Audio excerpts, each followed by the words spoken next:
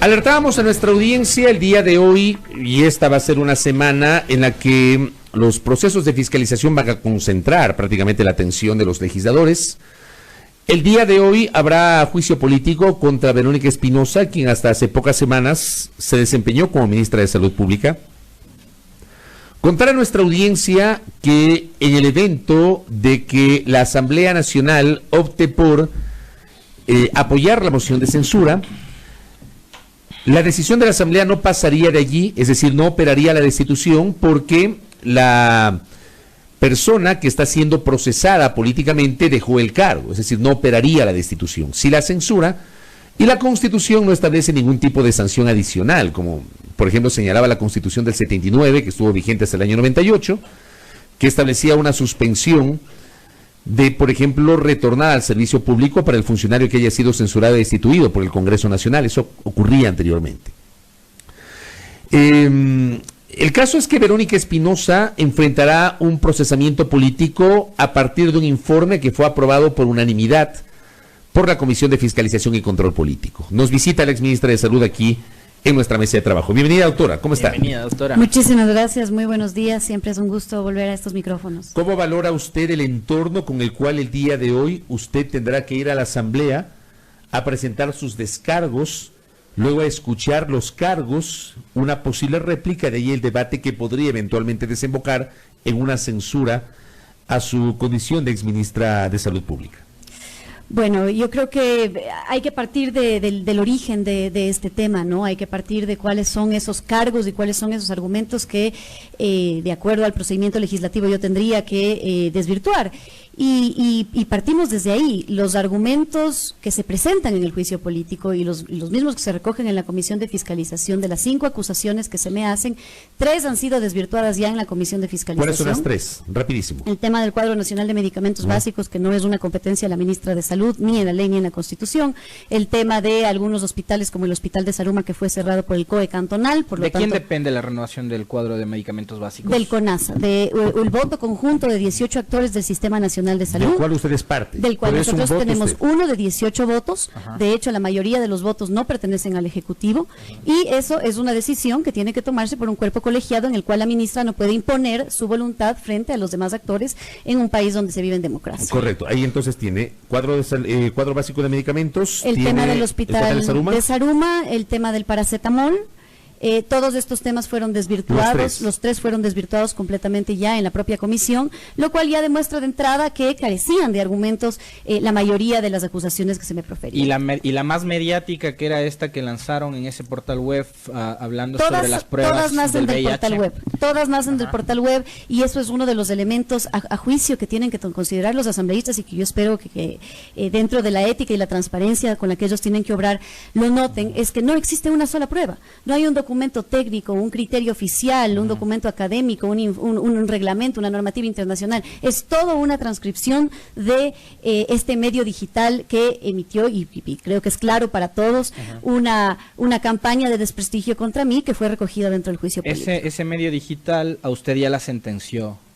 Así es, así es. Les llamó la ministra de la muerte. Así es, y el ministerio... ¿Cuántas personas murieron durante su paso por el ministerio? Yo creo que eso es importante señalar. De todas las acusaciones que se hacen, no se ha demostrado una sola prueba. Se habla de la muerte y no se ha nombrado una sola persona que haya fallecido como consecuencia de los supuestos actos que se realizaron en el Ministerio de Salud, y se descalifica el ministerio entero, ¿no? La nota es del Ministerio de la Muerte. 87,000 personas, trabajadores, médicos, enfermeras, funcionarios, según ellos, van todos los días con dolo a matar personas, lo cual yo en la entrevista que tuve con ellos les dije: miren, si su intención es claramente desprestigiarme a mí, dejen de desprestigiar una institución noble que este país necesita. Pero usted no hace, le pregunto a Verónica Espinosa, un ejercicio de autocrítica. Algo tiene que haber fallado, ¿no? Sí. Y fruto de esos errores es que le están llevando a juicio político. Bueno, yo no comparto. Creo que, y es evidente, y creo que ustedes lo han notado en otras entrevistas que hemos hecho, que el hecho de que yo sea ministra resultaba incómodo para ¿Por qué muchos. resultaba incómodo? Para muchos intereses particulares, y creo que hemos tratado de defender una posición de proteger el Ministerio de Salud Pública y los intereses de la salud pública por encima de los intereses económicos y comerciales. Usted ya no está en el ministerio, ministra, exministra, ya no está al frente de esa cartera de Estado.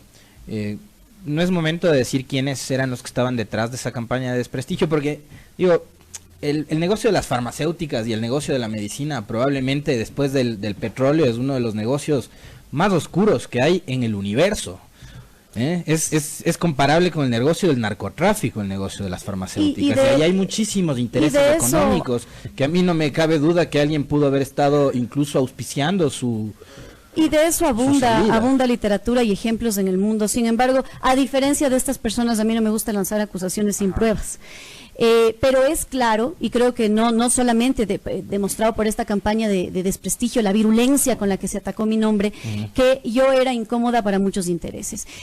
La forma como nosotros defendimos desde el Ministerio de Salud Pública políticas trascendentales para la salud de las personas, como por ejemplo las políticas de tabaco, no solamente en la esfera nacional, sino en la esfera internacional. El Ecuador presidió el convenio para la erradicación del comercio ilícito del tabaco, y eso molestaba muchos intereses, y sabemos las prácticas de la industria tabacalera, por ejemplo. ¿A los intereses de las tabacaleras, es usted? Por supuesto que sí, ha habido muchísima intencionalidad de modificar normativas, se ha tocado la puerta del Ministerio, de la Asamblea, para modificar normativas que limitan el consumo del tabaco y que han sido beneficiosas y han tenido resultados en el Ecuador. El tema del etiquetado de alimentos, ustedes mismos han visto cómo nosotros hemos defendido a capa y espada ese etiquetado, y además que además varios países, ministra, además, pero lo hemos defendido, porque es una política desde pública. Luego, pero yo parto de que, por ejemplo, en el tema del tabaco y en el tema del etiquetado, usted no era ministra cuando se aprobaron estas medidas. Así es, pero las he mantenido y las hemos sostenido, o las sostuvimos mientras estuvimos, porque consideramos que son políticas públicas que han sido un ejemplo en el mundo. ¿Y usted recibió presiones para echar abajo ambas normativas? Siempre hemos tenido,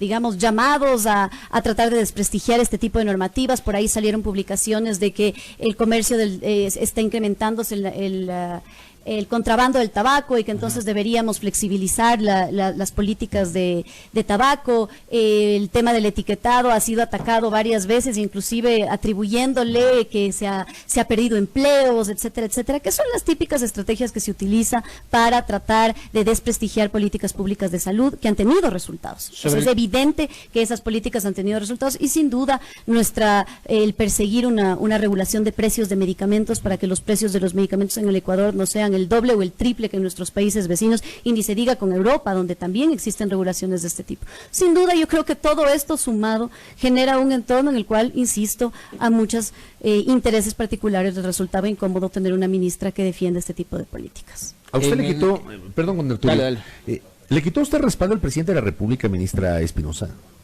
No, yo conversé hasta cuando yo presenté mi renuncia con el presidente de la República, le expliqué mis razones. La virulencia del ataque llegaba a un tema de desprestigio, de daño familiar, de lesión al nombre, etcétera, etcétera, y también de imposibilidad de llevar el ministerio como se debe. Un ministro tiene que tener la posibilidad de tomar decisiones, de tomar acciones, y lastimosamente en el momento en el que uno se ve limitado porque cada acción que se tome o cada palabra que se diga va a querer ser utilizada contra el ministerio, el momento en que la imagen del ministerio se ve tan dañada que se empieza a evitar la gobernabilidad en una institución tan grande, o a limitar la gobernabilidad, creo que uno tiene que saber dar un paso al costado y saber hasta dónde. ¿Pero no se sentía aportar. usted respaldar a la interna del gobierno, o sí? Digamos, el presidente, cuando yo conversé con él, me ha dado su completo respaldo. Entiendo que la ministra de la Política dio declaraciones señalando que el Ejecutivo no consideraba que había mérito en este juicio político. Pero yo insisto, digamos, esta ya es una decisión de la Asamblea Nacional. El presidente ha sido transparente también en su posición de no intervenir en las decisiones de los otros poderes del Estado, y lo único que yo espero es realmente que la Asamblea tome esa posición coherente y racional de analizar los argumentos. Yo presenté 2.200 documentos de descargo, argumentos técnicos, la posición y el testimonio de 15 expertos nacionales e internacionales, los criterios de organismos de Naciones Unidas respaldando mi posición. Lo que me acusa son la transcripción de un medio digital que llevaba una campaña de desprestigio contra mí, y mis descargos han sido contundentes en argumentos, en razones. Espero, por lo tanto, que la Asamblea Nacional tome en cuenta eso, los argumentos con los que se me acusa y los argumentos con los que me estoy defendiendo, y que se alejen de la tentación de llevar esto a la arena de cuál es la intención política, qué es lo que más nos conviene para tener más aplausos como en un circo romano de alguna manera, y que cumplan más bien ese rol ético de hacer política éticamente y fiscalización éticamente, de basarse en los argumentos. Pero porque yo he ido con la verdad y con abundantes pruebas de que las acusaciones que se me hicieron son absolutamente falsas. Pero algún error pudo haber cometido. Sin duda, eso Digo, debe haber un poco de autocrítica también de lo que fue su paso por el Ministerio de Salud. Pero por supuesto que sí, y eso yo lo he dicho en varias ocasiones y en todas las comisiones en las que he comparecido. No existe una gestión perfecta, no existe una ministra perfecta, no existe un ministerio perfecto. El Ministerio de Salud Pública tiene una innumerable cantidad de complejidades, de problemas, de dificultades y de errores, de aciertos también, grandes aciertos, pero también errores. Y esos errores se corrigen construyendo democracia, construyendo país, aportando y diciendo, esto no se está haciendo como hicieron muchas veces otros asambleístas. Miren, en los 2 años que yo fui ministra, contesté más de 600 requerimientos de la Asamblea Nacional, muchos de ellos legítimos, haciendo notar falencias que existían en diferentes territorios y que permitieron corregir el accionar del ministerio.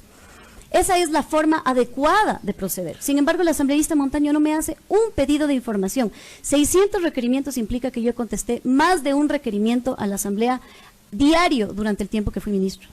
Uno diario. Eso calculado en horas, hombre, quieren saber cuánto se ha invertido en dar respuesta al proceso de fiscalización. Casi $1,5 millones. Oiga, me recuerda cuando un diputado le hizo un requerimiento al entonces contralor Carlos Polit de montón de información, ¿te acuerdas? Y llegó esa información en un camioncito a la Asamblea Nacional ahí con un montón de cajas.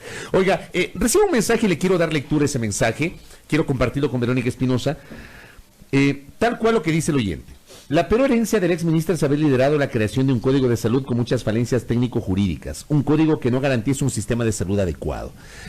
Me parece interesante escuchar su apreciación sobre esta reflexión que hace un oyente, porque estamos a puertas de que el Código Orgánico de la Salud se vote. No hay consenso para votar. Esta semana no va a ser votado. Entiendo que se lo va a reservar para después del receso hasta ver qué pasa con los temas más complejos. Pero ¿qué le parece a usted este comentario que hace el oyente? Bueno, primero aclarar, más bien agradezco que se me atribuya la creación del Código Orgánico, pero eso no es verdad. El Código es una iniciativa legislativa que fue propuesta por el asambleísta William Garzón y que viene trabajándose 6 años en la Asamblea Nacional. La participación del Ministerio de Salud Pública y lo que nosotros encabezamos fue un proceso de diálogo nacional para la contribución a ese código. ¿Quiénes somos los interesados directos en que ese código responda a las necesidades de proteger el derecho a la salud? El Sistema Nacional de Salud, los actores del Sistema Nacional de Salud. Eso implica el Ministerio de Salud, el sector privado, el IES, nuestros profesionales de salud, los estudiantes, la academia, los pacientes, los comités locales de salud. Y lo que nosotros promovimos fue un diálogo nacional para concertar acuerdos que permitan la viabilidad de una legislación en salud, porque no puede ser que 6 años después sigamos debatiendo un código y simple y llanamente en el Ecuador yo no puedo creer que no seamos capaces de ponernos de acuerdo sobre una legislación tan importante. Eso fue lo que nosotros promovimos, un diálogo de acuerdos para poder llegar, por ejemplo, a consensos entre el Ministerio y el Colegio de Médicos, la Federación Médica, que tuvieron un distanciamiento de décadas, y que finalmente se logró acuerdos históricos, la primera vez en muchísimos años que se sentó el Ministerio de Salud con la Federación Médica Ecuatoriana y con los demás representantes de los trabajadores de la salud, decir, esto es lo que nosotros esperamos de esta legislación, que protege el ejercicio de los profesionales y trabajadores sin descuidar los derechos de los pacientes. Y fue durísimo, y grandes debates y peleas, y yo me siento profundamente orgullosa de esos acuerdos y esas contribuciones al código. Ahora, de ahí a atribuirme a mí la titularidad del código, pues me parece demasiado generoso conmigo. Yo creo que el código tiene muchísimos aportes, sin duda no es perfecto, sin duda muchas de nuestras aspiraciones tampoco fueron recogidas, pero a comparación de la legislación con la que vivimos hoy, creo que sería un aporte grande a la protección de ese derecho tan difícil de concretar. Hace un momento yo le preguntaba sobre cuál es su opinión, su reflexión y quizás también su no sé, temor de que haya un trabajo de las farmacéuticas detrás de todo esto. Y yo le voy a trasladar la inquietud de un oyente que nos dice si usted siente que hubo una mano oscura en la investigación del medio digital. Yo creo que más que una mano oscura, una intencionalidad viciada. Creo que una investigación periodística seria tiene que basarse en contrastar la información en argumentos serios, tiene que basarse en datos reales y no en una tergiversación en, como ustedes mismos lo dijeron, yo ya estaba sentenciada. A mí no se me llamó a consultar, a rendir mi versión, a explicar, no había intención alguna del medio de recabar información o de conocer la verdad. La verdad para ellos ya estaba escrita y fue un guión de una verdad que quería presentarse como tal y que no es la verdad.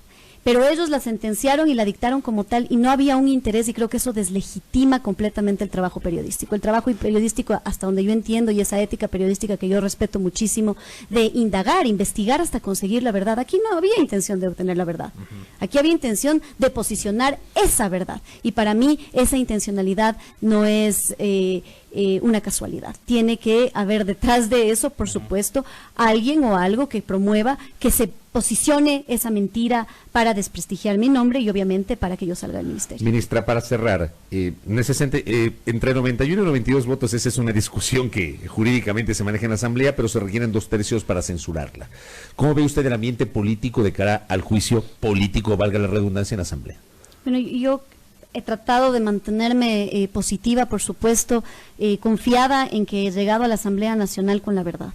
He tratado de mantenerme positiva, confiada en que los asambleístas actúen, insisto, basados en los argumentos y en lo que yo he demostrado y en los descargos que he presentado, y si es que eso es así, entonces yo no tengo duda de que la Asamblea va a absolverme. Ahora, si es que esto se convierte en una cuestión de cómo complacemos a esta avidez de colgar cabezas de ministros en la pared, si actuamos bajo esta idea del costo político, ¿no? No importa hacer lo incorrecto siempre y cuando no tenga costo político. No importa juzgar a alguien, arruinarle la vida a las personas, pero es que yo tengo que valerme del costo político. Yo creo que la Asamblea no va a actuar así. Tengo esperanza y fe en que los asambleístas no van a obrar basados en cuál es el costo político o qué es lo que más rédito nos da mediáticamente, colgar la cabeza de un exministro, sino en base a los argumentos. Y si es que eso es así, yo confío en que no habrán esos 92 Usted votos. Tiene que llegar diciendo que no es correísta nomás.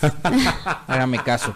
Oiga, ministra, exministra, nos están preguntando que qué hizo el ministerio cuando estuvo a su cargo para combatir el tema de el contrabando del cigarrillo, porque vemos en las esquinas estos vendedores, ¿no?, que expenden estos cigarrillos chinos, que no pagan impuestos, que no tributan. Claro que sí, eso es tremendamente lesivo para la política pública de control del tabaco y el consumo del tabaco, porque son los más jóvenes los que caen en la tentación de empezar a consumir a estos precios muy baratos, ¿no? Acceden muy fácilmente al cigarrillo.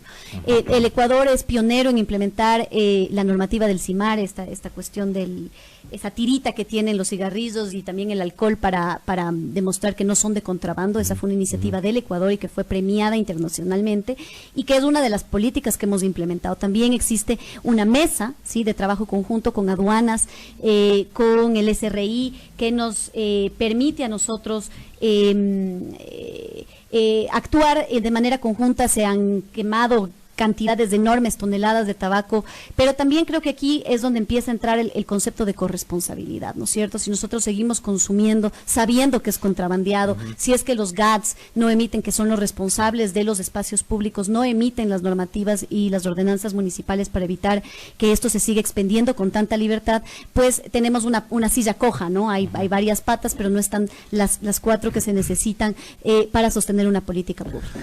Exministra, gracias por el tiempo. Estamos expectantes de lo que pase hoy en la Asamblea Nacional. Muy amable. ¿Se va a tomar las 3 horas de la intervención inicial o no? Dudo mucho. Yo creo que he abundado en argumentos en todos los espacios de comparecido ya 4 veces en la Asamblea, así que yo espero ser muy concreta y que los asambleístas consideren lo que ya se ha dicho. Gracias. Gracias. Muchas a Verónica gracias a Espinosa, ustedes. exministra de Salud, que el día de hoy enfrenta un juicio político en la Asamblea Nacional. 7:26 en la primera hora.